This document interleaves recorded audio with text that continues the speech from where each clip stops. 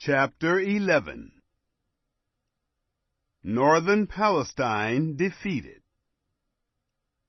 It happened, when Jabin, king of Hazor, heard of it, that he sent to Jobab, king of Madon, to the king of Shimron, to the king of Akshaph, and to the kings who were on the north, in the hill country, in the Arabah, south of Kinneroth, in the lowland, and in the heights of Dor on the west, to the Canaanite on the east and on the west, and the Amorite, and the Hittite, and the Perizzite, and the Jebusite in the hill country, and the Hivite under Hermon, in the land of Mizpah.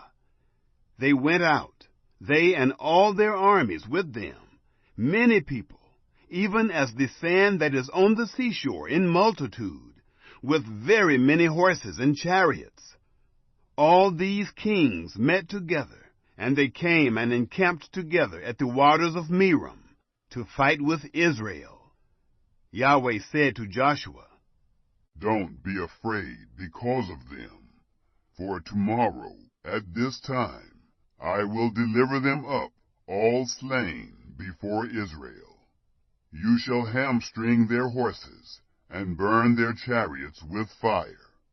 So Joshua came, and all the people of war with him, against them by the waters of Merom suddenly, and fell on them. Yahweh delivered them into the hand of Israel, and they struck them, and chased them to Great Sidon, and to Misrephoth-Maim, and to the valley of Mizpeh eastward. They struck them until they left them none remaining. Joshua did to them as Yahweh told him. He hamstrung their horses, and burnt their chariots with fire. Joshua turned back at that time, and took Hazor, and struck its king with the sword, for Hazor used to be the head of all those kingdoms. They struck all the souls who were in it with the edge of the sword, utterly destroying them. There was no one left who breathed. He burnt Hazor with fire.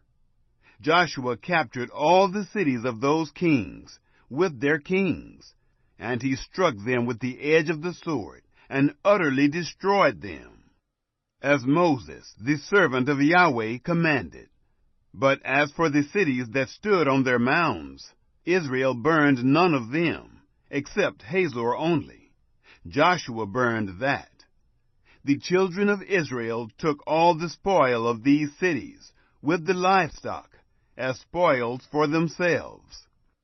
But every man they struck with the edge of the sword, until they had destroyed them. They didn't leave any who breathed. As Yahweh commanded Moses his servant, so Moses commanded Joshua. Joshua did so. He left nothing undone of all that Yahweh commanded Moses. Joshua takes the whole land.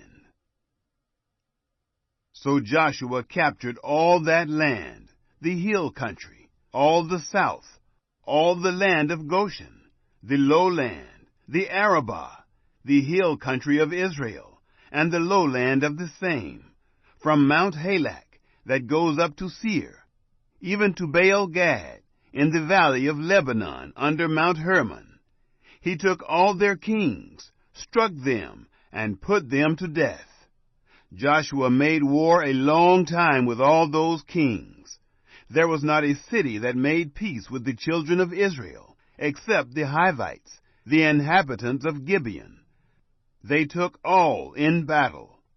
For it was of Yahweh to harden their hearts, to come against Israel in battle, that he might utterly destroy them, that they might have no favor, but that he might destroy them, as Yahweh commanded Moses.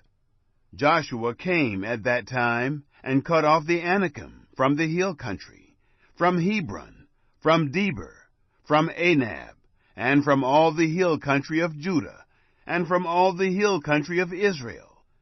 Joshua utterly destroyed them with their cities. There were none of the Anakim left in the land of the children of Israel. Only in Gaza, in Gath, and in Ashdod did some remain. So Joshua took the whole land, according to all that Yahweh spoke to Moses.